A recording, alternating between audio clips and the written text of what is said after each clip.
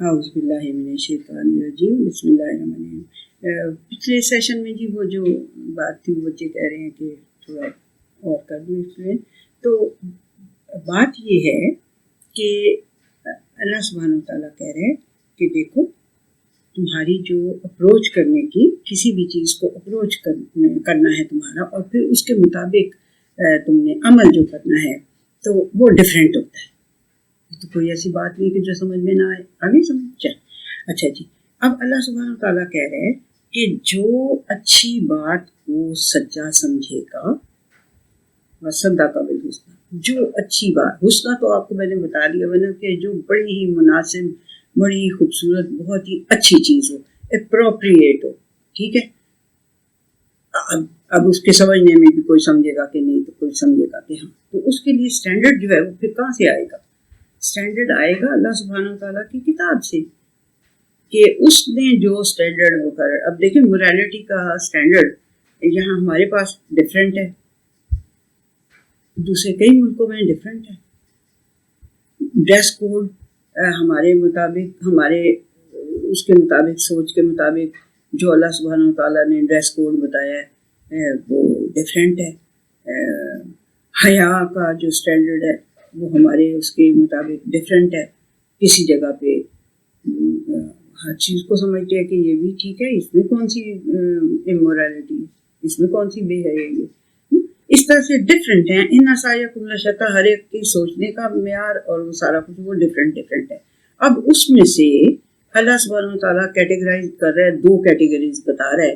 ایک کیٹیگری وہ ہے جو کہ اچھی بات جو ہوتی ہے، جو حسنہ ہوتی ہے، اور سب سے بڑی دنیا کی حسنہ میں تو قرآن حکیم کو ہی کہتی ہوں، بھائی اپنی اپنی مرضی ہے، میں اس کو کہتی ہوں کہ یہ قرآن حکیم جو ہے دنیا کی سب سے بڑی حسنہ ہے، سب سے خوبصورت چیز، سب سے خوبصورت باتیں، سب سے بہترین چلنے والے راستے اس نے ہمیں بتائے ہوئے، ٹھیک ہے۔ تو اب جو بندہ کسی بھی اچھی، دو کیٹیگریز، ایک کیٹیگری وہ ہے جو کہ اچھی چیز کو، جو بہترین چیز ہے اس کو، اس کی وہ تصدیق کرتے ہیں کہ یس یہ صحیح ہے، ٹھیک ہے۔ تو پھر کیا ہوتا ہے؟ اگر تو یسرا، تو اللہ سبحانہ تعالیٰ کہہ رہا ہے کہ پھر میں اس کو اتنی آسانیاں دینے لگ جاتا ہوں کیونکہ اس نے اس چیز کو صحیح سمجھا ہے۔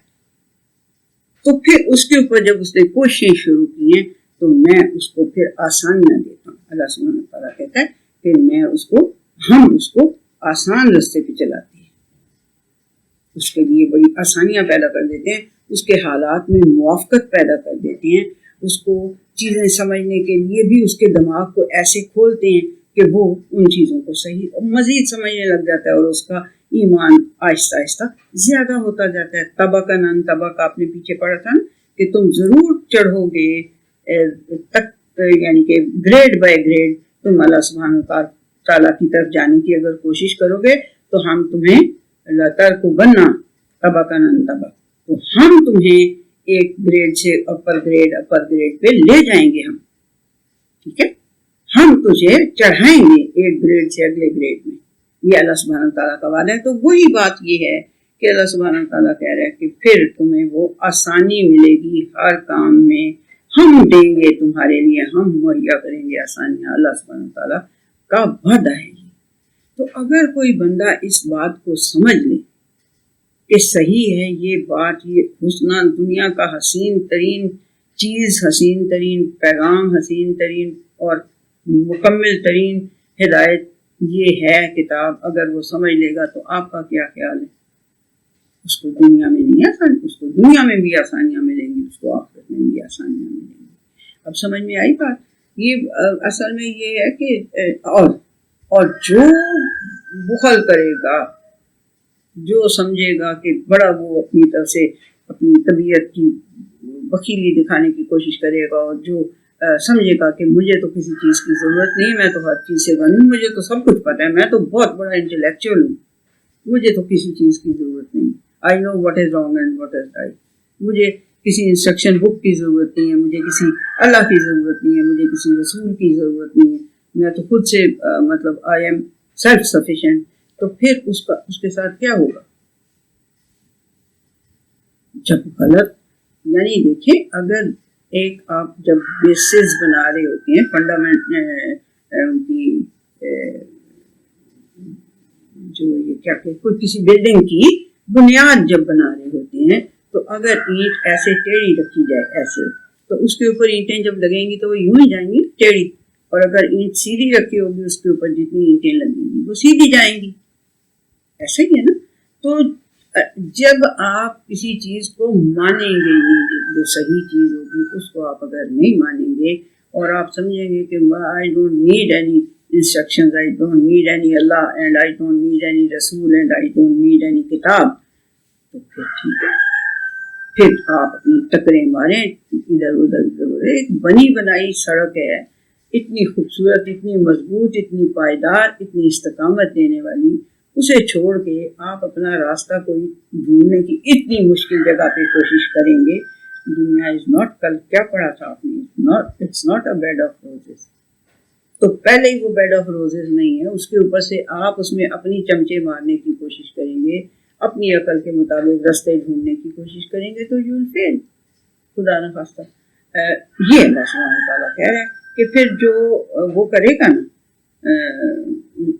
نا سچی بات کو, اچھی بات کو جھٹلائے گا, پھر اس کا کیا ہوگا, پھر وہ جو ہے نا وہ پھر اس کو مشکل کی طرف اس کو پھر ہم مشکل ہی یعنی ہارڈ وے میں سمجھائیں گے. بات سیدھی یہ تو آپ یہ بات جلدی میں جو سیدھی طرح سے نہ سمجھے, وہ جس کو کہتے ہیں نا کہ سیدھی انگلی سے نہ نکلے تو پھر ٹیڑھی انگلی سے نکالنا پڑتا ہے, تو پھر وہ جو ہے وہ مشکل کام ہو جاتا ہے. وہ اللہ سبحانہ تعالیٰ پوائنٹ آؤٹ کر رہا ہے کہ جو پھر یہ سمجھے گا پھر اس کو ہم مشکل راستے کی توفیق دیں گے, وہ پھر مشکل راستے سے آئے گا. راستہ تو وہی ہے لیکن پھر وہ ہارڈ وے میں بات سمجھ میں آئے گی, اس کو سمجھ آ گئی. اب ٹھیک ہے, چلیے جی.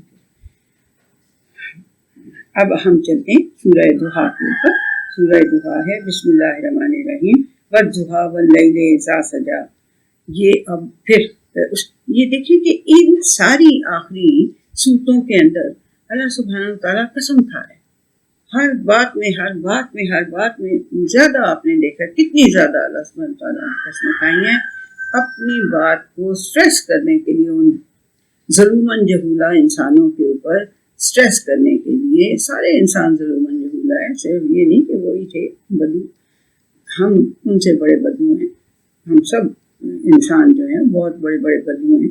اس لیے ہمیں یہ نہیں سمجھنا چاہیے. اس لیے اللہ سبحانہ تعالیٰ ہر بات میں قسم جو کھاتا ہے تو یہ اس لیے کھاتا ہے تاکہ ان کو اس بات کو کنفرم کرنے کے لیے, اس کو اسٹیبلش کرنے کے لیے. والضحیٰ دن کی قسم ہے مجھے, واللیل اذا سجا اور مجھے رات کی قسم ہے جب وہ چھا جائے. ما ودعک ربک وما قلی, تمہارے رب نے تمہیں چھوڑا نہیں ہے نہ ہی تم سے وہ ناراض ہوا ہے. یہ کب ہوا تھا؟ یہ بخاری کی حدیث ہے 4950, تو اس میں آپ اس کو پڑھیں گے تو وہ ایک کچھ دیر کے لیے کسی میں یہ ہے کہ وہ نبی صلی اللہ علیہ وسلم جو تھے وہ تہجد کے لیے 2-3 دفعہ آئے اور لوگوں نے پڑھی. یہ شاید اس کا ہے واقعہ. بہرحال یا تو اس کی بات ہے کہ وہ کچھ 2-3 دن کے لیے تہجد کی نماز پڑھنے کے لیے نہ آئے جب, تو ایک عورت جو تھی وہ آئی اور کہتی ہے تمہارے شیطان نے تمہیں چھوڑ دیا ہے, میں نے دیکھا ہے کہ تم آ نہیں رہے ہو صبح کے ٹائم پہ, اس وقت پہ آ کے تو اس کے سامنے آ کے جھکتے نہیں ہو, چھوڑ گیا تمہارا شیطان جو تھا تمہیں. استغفر اللہ, یہ اس نے کہا. تو اللہ سبحانہ تعالیٰ کہہ رہا ہے قسم ہے مجھے دن کی جو کہ بہت واضح ہوتا ہے, جسے روز وٹنس کرتے ہو, اور رات کی جب وہ چھا جاتی ہے اس کو بھی روز وٹنس کرتے ہو, مجھے ان دونوں چیزوں کی قسم ہے نہیں تمہارے رب نے تمہیں چھوڑا ہے نبی کریم صلی اللہ علیہ وسلم, نہ ہی وہ آپ سے ناراض ہوا ہے. ایسی بات نہیں. وَلَلْآخِرَةُ خَيْرٌ لَكَ مِنَ الْأُولَىٰ, تمہارے لیے جو اگلی بات زندگی ہے وہ تو بہت ہی, اس زندگی سے بھی بہت ہی خوبصورت ہے, بہت ہی بہترین ہے. خیرٌ بہترین ہے وہ تمہارے لیے. وَلَسَوْفَ يُعْطِيكَ رَبُّكَ فَتَرْضَىٰ, تمہیں ان قریب تمہارا رب وہ چیز دے گا جس سے تم خوش ہو جاؤ گے. وہ اللہ سبحانہ تعالیٰ تمہیں عطا کرے گا, یوتی عطا کرے گا. عطا کرنا تو اردو میں بہت چلو جی شکر ہے سانو بھی آتا ہے عطا کا مطلب چلو بہت اچھی بات ہے ویری گڈ. تو اللہ سبحانہ تعالیٰ کہہ رہے ہیں کہ عنقریب اللہ سبحانہ تعالیٰ تمہارا رب تمہیں وہ عطا کرے گا جو جس سے کہ تم خوش ہو جاؤ گے. علم یجد کا یتیما فآویٰ. تو بات سنو, ایک ٹائم پہ تم بڑے لونلی تھے, تمہارے پیرنٹس نہیں تھے, تمہارا فادر تو تمہاری برتھ سے پہلے ہی اس کی ڈیتھ ہو گئی تھی, اور تمہاری ماں جو ہے وہ بھی 6 ایئرس کی ایج میں. اب اللہ سبحانہ تعالیٰ سے زیادہ کس کو کیلکولیشنز ہیں. تو جب تم بالکل لونلی تھے, یتیم جو ہوتا ہے نا اس کا ایک مطلب ہوتا ہے بالکل لونلی ہونا, اور ایک مطلب ہوتا ہے اس کا فادر لیس ہونا, مدر لیس فادر لیس ہونا, یا لونلی ہونا. تو دونوں ہی باتیں ہوتی ہیں. وہ جو بیچارہ یتیم ہو جاتا ہے وہ بہت لونلی ہوتا ہے, وہ بہت لونلی ہوتا بھی ہے, اور لوگ اس کو احساس بھی دلاتے ہیں, اور پھر وہ بیچارہ فیل بھی بہت کرتا ہے. اور جو لونلی ہوتا ہے, یتیم جو ہوتا ہے, اس کی جتنی پرابلمز ہوتی ہیں اکنامیکل, سوشل, ایموشنل, ساری کی ساری نبی اکرم صلی اللہ علیہ وسلم نے برداشت کی. آپ سوچیں ذرا. تو اللہ سبحانہ تعالیٰ کہہ رہا ہے دیکھو ہم کیا تمہیں یہ نہیں پتا کہ ہم نے جب تم بالکل لونلی تھے, یتیم تھے, جب ہم نے تمہیں پایا کہ تم لونلی اور یتیم ہو تو ہم نے تمہیں پناہ دی. فآویٰ, پناہ دی تھی نا. چلیے ابو طالب کی پناہ تھی ان کو, جو ہے اپنے قبیلے کی تھوڑی بہت بچپن میں تو تھی نا, ایٹ لیسٹ یہ معاشرہ جو تھا عرب کا اس زمانے کا, اس میں اللہ نے جو جھلکی دکھائی ہوئی ہے, یدول یتیم, یتیم کو تو بہت ہی اس کے ساتھ برا سلوک کرتے تھے. تو اللہ سبحانہ وتعالیٰ کہہ رہا ہے میں نے تمہیں اس وقت پناہ دی تھی, تمہارے چاچے کی پناہ دے دی تھی تمہیں, ٹھیک ہے نا, مطالب جو تھے ان کی تمہیں پناہ دی تھی, اور تمہیں ایسے کوئی کر سکتا تھا دھکے دینے والا یا اس قسم کا کام. چلو دادا پہلے تمہارے جو تھے وہ 8 ایئرس کی ایج میں چلے گئے, چلو لیٹ سے, مگر پھر تمہارے چچا ابو طالب نے تمہیں اپنی پناہ میں رکھا. وَوَجَدَكَ ضَالًّا فَهَدَىٰ. اور پھر وہ بھی بات ہے جب ہم نے تجھے پایا کہ تو ایک چیز کی تلاش کر رہے. دیکھیں انسان جو ہے نا, کیونکہ وہ ضعیف پیدا کیا گیا ہے تو وہ ہمیشہ سے اس چیز کی تلاش میں رہتا تھا کہ وہ جو کوئی ایک بڑا پاورفل سہارا مجھے مل جائے تو پھر میں اس کے سہارے پہ, اس پہ ڈپینڈ کر کے میں اپنی لائف کو گزاروں. تو یہ ڈھونڈتا رہتا تھا انسان. تو جدھر انسان کو اپنے سے تھوڑی سی زیادہ پاورفل چیز نظر آتی تھی وہ اسی کو سارا سمجھ لیتا تھا, اسی کو رب بنا لیتا تھا. یہ جو سورج چاند ستارے فلانا, یہ وہ درخت سایہ دے دیا, ہائے اتنی گرمی میں آ رہے تھے, اتنا گھنا درخت ہے, اس کی ٹھنڈی چھاؤں میں لیٹ گئے, چلو جی اس کو رب بنا لیں. اور اس طرح سے پھر ہر انسان کیونکہ کمزور ہے, اس کو سہارے کی ضرورت ہے, تو وہ اس ایک سہارے کی تلاش میں ہوتا ہے, اس کے اندر یہ تلاش ہوتی ہے. تو اللہ سبحانہ تعالیٰ کہہ رہے ہیں کہ ہم نے جب تمہیں دیکھا تو کہ تم تلاش کر رہے ہو اس سہارے کو, اس اصلی والے سہارے کو, تو فہدا, تو پھر تمہیں ہم نے ہدایت دے دی نا. ہدایت جو وحی آنی شروع ہوگی. کیا کرتے تھے نبی صلی اللہ علیہ وسلم, یہ ساری فضولیات جو مکہ کے اندر تھی ان سب سے, شور و شغب سے اور گود گپاڑے سے اور فضولیات سے اپنے آپ کو وہ برداشت نہیں اس کو کر سکتے تھے دیکھنا. وہ چلے جاتے تھے حرا میں بیٹھ کے کنٹمپلیٹ کرتے رہتے تھے, وہ اپنی سوچتے رہتے تھے کہ یہ کیا ہے, وہ سہارا مجھے کہیں سے مل جائے, وہ اصلی جو ہے سہارا وہ مجھے مل جائے, تاکہ میں انسانوں کو بھی اس سہارے کی طرف بلاؤں کہ یہ ہے تمہارا اصلی سہارا, اس کو پکڑو گے, اس کے ساتھ جڑ جاؤ گے, اس کی رسی کو تھام لو گے تو پھر تم کہیں گمراہ نہیں ہوگے, کہیں ادھر ادھر نہیں بھٹکو گے. تو اللہ سبحانہ تعالیٰ کہتا ہے جب میں نے دیکھا نا کہ تم اس تلاش میں ہو, ظالن, اس تلاش میں تم پھر رہے ہو, گھوم رہے ہو, جاتے ہو, حرا میں جاتے ہو, بیٹھے رہتے ہو, رات کو بھی دن کو بھی سوچتے رہتے ہو, تو پھر میں نے تمہیں ہدایت کا راستہ دکھا دیا.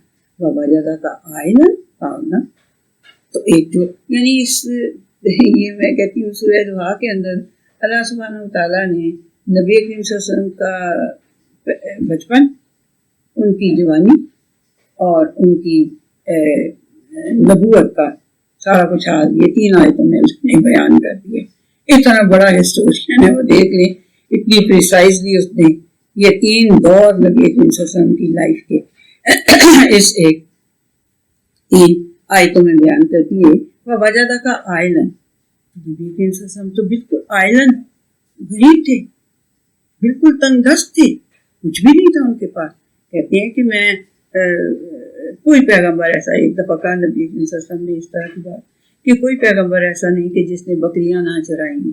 تو کسی نے بیچ میں سے ذرا تھوڑا ووکل ہوگا، اس نے کہا سر جی آپ نے بھی بکریاں چرائی ہوئی ہیں؟ کہا ہاں میں نے بھی بکریاں چرائی ہوئی ہیں.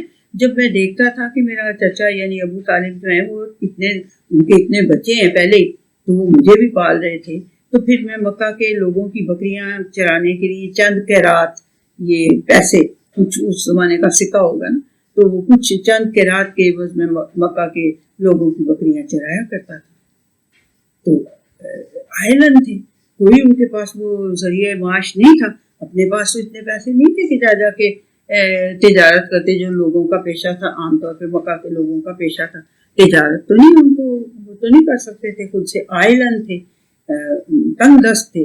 تو اللہ سبحانہ تعالیٰ نے کہا کہ پھر دیکھو میں نے تمہیں کتنا بڑا تمہارے لیے ارینجمنٹ کیا، غنی کرنے کا، تمہیں دولت مند بنانے کا، تمہیں غنی کرنے کا. اس معاش کی جو مشقت ہے اس سے بے نیاز کرنے کا، اس سے غنی کرنے کا میں نے کتنا بڑا تمہارے لیے ایک طریقہ بنایا. ٹھیک ہے کہ جو مکہ کی جو بڑی ٹائکون تھی، بزنس ٹائکون تھی خدیجہ رضی اللہ تعالیٰ عنہ، انہوں نے نکاح کا پیغام بھیجا اور پسند کیا اور پھر نکاح ہو گیا دونوں کا، جیسے بڑوں کے بیچ میں. بالکل تو آپ کو پتہ ہی ہوگی بات. تو وہ اللہ سبحانہ تعالیٰ اس کی طرف اشارہ کر رہا ہے کہ دیکھو میں نے تمہارا یہ جو تلاش معاش کا یا یہ تمہارے جو تنگ دستی کا علاج تھا وہ بھی میں نے تمہارے لیے کر دیا تھا. ٹھیک ہے، تو اب تمہارا بنتا کیا ہے، تمہارے اوپر فرض کیا بنتا ہے؟ فَأَمَّا الْيَتِيمَ فَلَا تَقْهَرْ، تو کسی یتیم کو کبھی جھڑکی نہ دینا، کبھی جھڑکی نہ دینا کسی یتیم کو، کبھی کسی یتیم کو جھڑکی نہ دینا. وہ بہت لونلی ہوتا ہے، وہ بہت لونلی ہوتا ہے. اس کے بیچارے کو بڑی پرابلمز ہوتی ہیں، ایموشنل بھی اور ہر طرح. اس کو کبھی جھڑکی نہ دینا.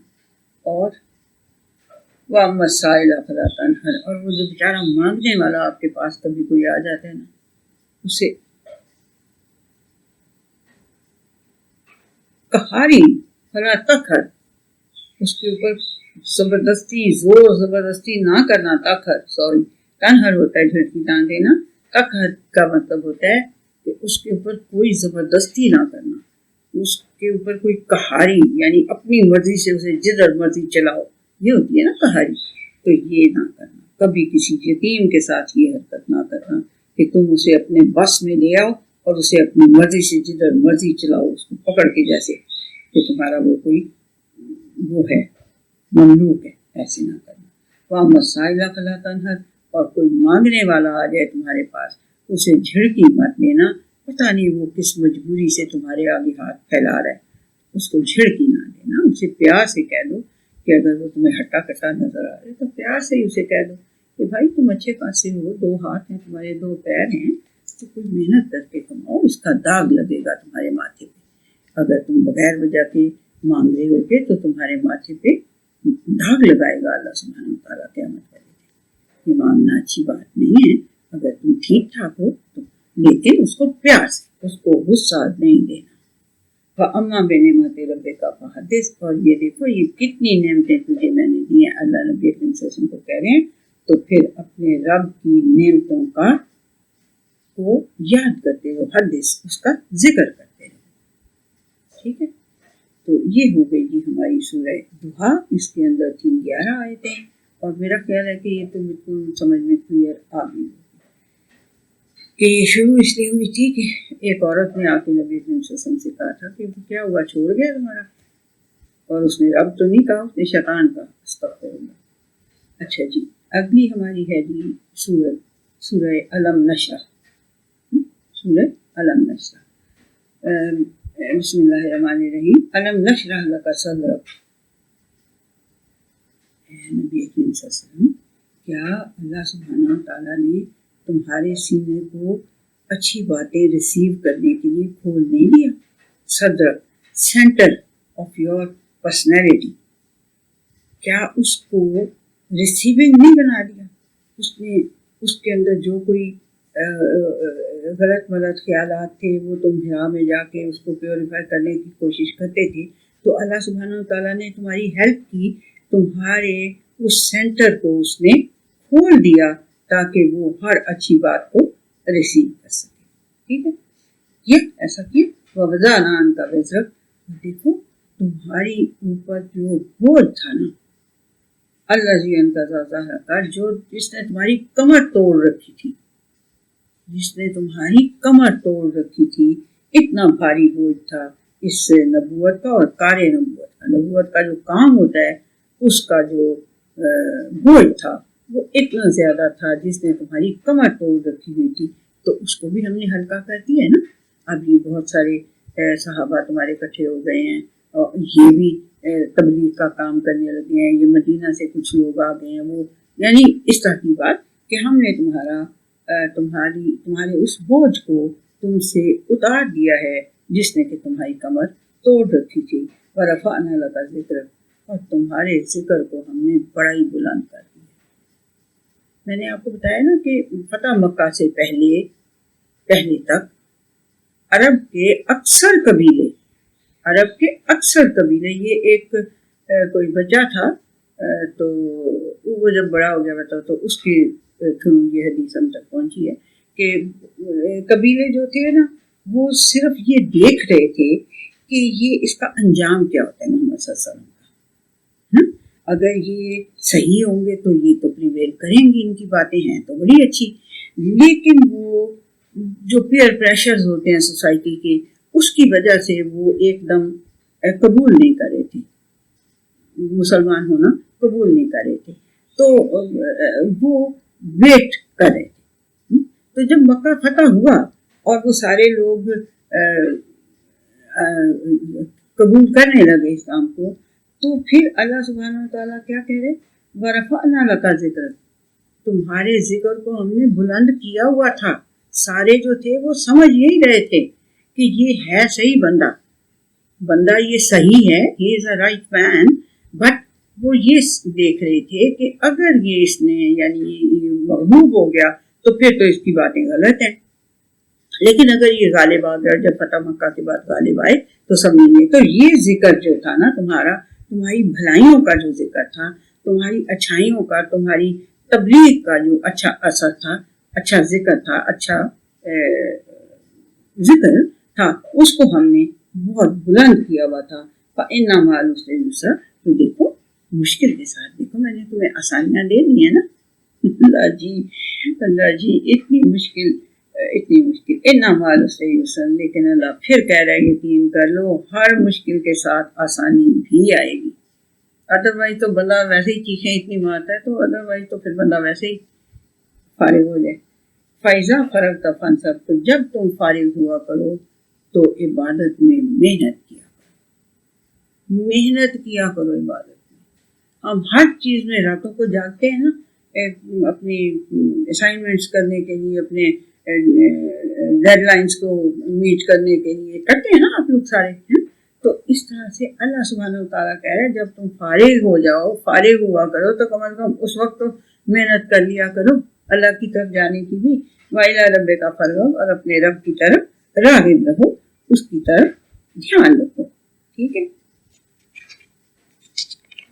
اچھا سمجھ میں آ گئی ہے. اللہ سبحانہ و تعالیٰ کہہ رہے کہ میں نے تمہارا سینہ کھول دیا ان چیزوں کے لیے تاکہ تم انہیں ریسیو کر سکو. تمہاری میں نے پیٹھ کے اوپر جو اتنا بوجھ تھا کہ جو تمہاری کمر توڑی ہوئی تھی، اس نے وہ تم سے ہم نے ہٹا دیا، کیونکہ تمہارا ہم نے ذکر چاروں طرف پھیلا دیا ہوا تھا. جو ہی مکہ فتح ہوا آپ کو پتہ ہے لوگ جوک در جوک آنے لگ گئے. تو اللہ سبحانہ و تعالیٰ کہہ رہے ہیں یہ مشکلیں اٹھائی ہیں نا، تو اب اس کے ساتھ یسرا، اس کے ساتھ آسانی بھی تمہیں مل رہی ہے کہ بغیر ان کے قبیلوں کے اندر جائے وہ خود سے خود بھاگ بھاگ کے تو آپ کی طرف آ رہے ہیں۔ یہ مجھے اگر ملے گی نا وہ حدیث بچے کی تو پھر میں آپ کو اس کا نمبر بھی دے دوں گی، بخاری کی حدیث ہے۔ تو وہ کہتا ہے کہ ہم دیکھتے رہتے تھے، اور میں جب وہ قافلے جاتے تھے نا تو وہ جو مسلمانوں کے، تو وہ جو بھی آیتیں بولتے تھے نا میں انہیں رٹ لیتا تھا، پتہ نہیں میرے دل میں سے بس وہ مجھے یاد ہو جاتی تھی۔